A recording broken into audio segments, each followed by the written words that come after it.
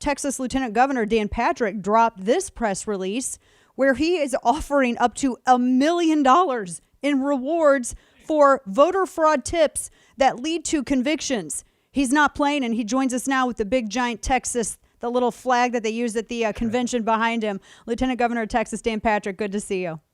Always good to be with you, Dana. I appreciate your time today and this effort to root out voter fraud. I mean, tell me a little bit about this, because you're really trying to incentivize tracking down the people who are doing this, because it does exist.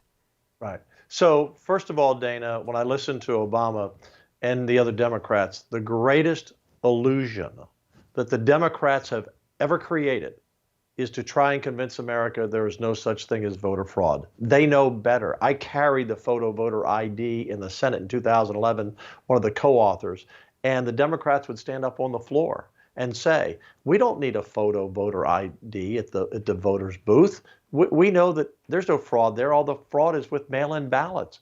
We have them on tape saying that for years. We all know this exists. And your question is, how much is the unknown? Is it enough to flip the election? I don't know, but I do know we need to root it out. We need to hold people accountable, and we need an accurate and fair election count. And so what I did, Dana, was develop this model after Crime Stoppers. And I think most people around the country know about Crime Stoppers. They offer rewards for people who come forward that lead to an arrest and conviction. Because there are a lot of people, Dana, out there that you would think would come forward if they knew about a crime, but some people just need to be incentivized, apparently. So I'm offering up to $1 million, minimum $25,000 for, and it may be, one case could be the whole million if it's big enough, or several hundred thousand. But any case that comes forward that leads to an arrest and conviction of voter fraud, then that's will pay out of the fund. Dana, just on this simple premise of mail-in ballots, look at the numbers. And you'll hear the mainstream media say, well, there aren't that many votes that turn around in a recount. Well, partially that's because, for the most part, I wouldn't count Dominion in this, the software system that we rejected in Texas, that's in Michigan and Maricopa County and Georgia that they've been using, that we reject it because of its problems and its openness to fraud manipulation. I have to jump in there, because that's the thing that's being questioned in Nevada and a number of other different states. And Texas, you all foresaw this and said, no, we don't want that drama. Yeah, we had 6 experts look at this system in 2019, and when they came to pitch it to Texas, Dana, their salesmen and their techs, they had problems that they even couldn't fix. But we rejected it because we found there were votes that the voter would have thought were cast that were not. We rejected it because of its openness to fraud and manipulation easily. We rejected it in one case because one of our experts who tested this equipment hooked up their cell phone to the USB port and downloaded all the information from the machine to their phone. So I don't trust the Dominion systems at all. As I've said before, if they were designing software for an airplane, I wouldn't fly on that plane. So we know, again, getting back to this mail-in case and the voter recount, in the past, mail-in ballots were a small percentage overall. But Pennsylvania, for example, and I believe these numbers are close to being right, maybe not exactly right, but in 2016, there were about 250,000 mail-in ballots. There are over 2.5 million this year. And that's repeated throughout the states, a tremendous increase in those. And so you have legitimate mistakes. But more than that, Dana, it just opens it up for fraud. We just our Attorney General arrested someone in Texas last week that had 164,000 ballots in their hand.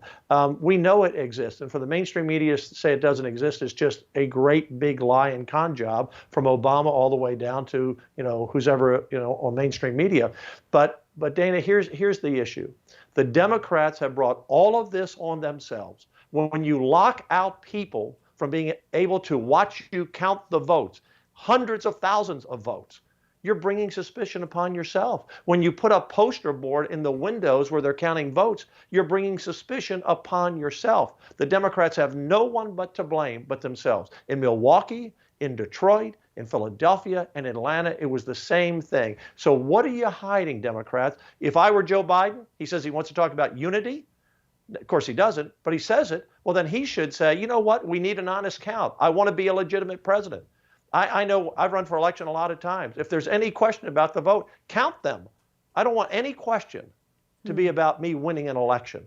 So the Democrats brought this on themselves.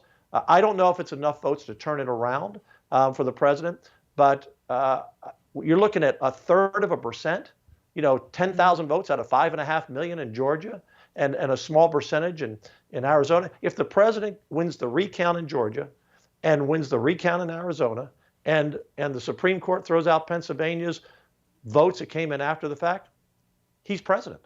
So we got to count these votes. You bring up a couple of really good points. We're speaking with Texas Lieutenant Governor Dan Patrick, who is offering up to $1 million in rewards for voting fraud tips that lead to conviction. This, you mentioned the mail-in ballots and how this election is so incredibly different because we've never had this many mail-in ballots to this extent ever before, and we are woefully inadequate to we can't handle it because we didn't anticipate our system ever working this way. To you, does it seem less like people are trying to, at least Republicans and those who viewed all of this as we do, not trying to litigate this to the nth degree, but to protect voter integrity in future elections? Because as you said, when you've all the elections that you've had, you want to be a legitimate candidate. You want to win legitimately. And I don't care where the election falls, Democrat or Republican. I just want people to be able to believe in the system that they entrust by consent of their vote. Dana, I'm with you 100%, and I believe that most Republicans are on that same path. This is not just about this election, although obviously this count is, and it's important. I mean, look what happened in Florida in 2000, right. and no one complained when Al Gore took 37 days to find out what that count was, and we all remember that if we're old enough. We had a Republican and a Democrat looking at that hanging Chad, and then we had like an umpire if they disagreed on was it a vote or not. We should have a Republican and a Democrat sitting next to each other looking at every one of these votes. We've had thousands of reports into the RNC and to the White House. Or to the Trump victory campaign. We've had hundreds of affidavits, and maybe, again, it doesn't mount up to enough to turn the election around. I think it may already have impacted Perdue in Georgia. He may already have been elected because he would be affected by that as well. But we need an honest count. Otherwise, we're never going to have peace in this country. People are not going to have faith in the system. And when you don't think your vote counts, then that leads to turmoil. That leads to distrust of our government.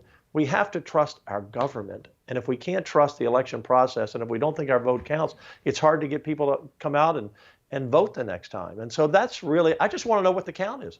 How much did Trump win or lose Pennsylvania by? How much did he win or lose Wisconsin by? And Georgia and Arizona? Just, tell me what the number is. I can live with the number. I can't live with the suspicion that because of actions that we've seen, because of poor software systems, and because of we know honest mistakes. I mean, look what happened this week, Dana. In Iowa, yes. There was a congresswoman who had lost, a Republican, by 100 and some votes, and they happened to find another box of votes. Now, maybe it was just a mistake. I'm not saying anyone did anything illegal or on intention, but they found another box of votes. Guess what? That's one more congressional seat.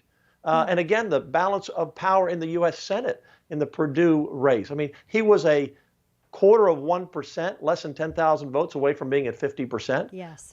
So this is important. A voting terminal, Dana, is nothing more than a computer. That's all it is.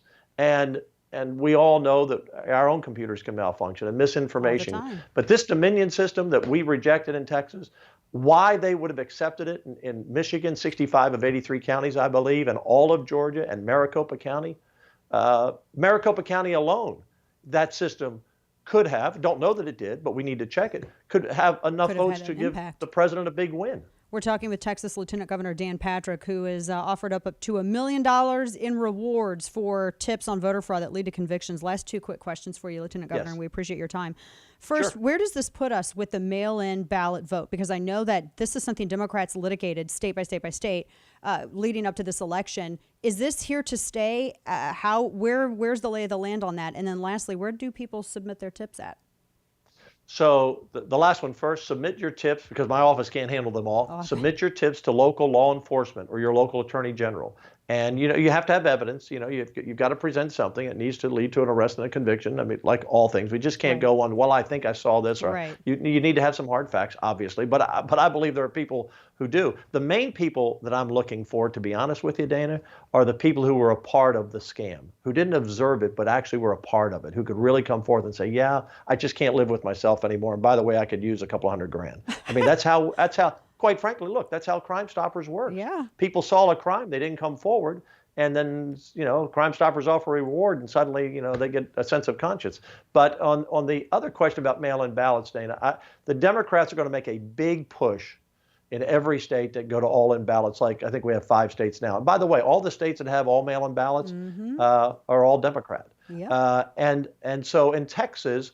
And by the way, we were like Florida. We were able to count all of our votes, and we had 2.5 million more votes, and we only had 10% of ours mail-in ballots this time. It didn't really change much, but we had 2.5 million more votes, including the mail-in, and we had results. We announced it by 10 o'clock or 11 o'clock on election night, and all the there's a few stragglers out there, but we had them all pretty much counted by the next day. You can do it. But the mail-in ballots in Texas, our law is if you're 65 plus, or if you are truly disabled, or if you're out of state. And there's never been an issue with that. But again, and it wasn't an issue anywhere, Dana, until this election. Again, go back to Pennsylvania. 2016, they had, again, I believe it was 250 or 60,000 votes. So, the average person wants to go in person. The Democrats, see, again, going back to the photo voter ID law, they don't like the fact that Republicans, like myself and others around the country, passed those laws years ago. So how do you get around not presenting your ID when you vote, which we all know you should do? I mean, if you pick up your kids from school, You rent a I'm a car, you gotta grandparent. present I got to an show my ID. ID to pick up my grandkids. Yeah. We all need a photo voter ID. So how do you get around that? Well, by making it non-existent. Make everyone mail in vote. Where Makes we sense. have no idea. I mean, who signed those ballots? We know there's vote harvesting. Some states it's illegal, sadly, like Yeah. We had California. it in San But Antonio with O'Keefe's thing. We saw that, and I know you yeah, responded to that as well.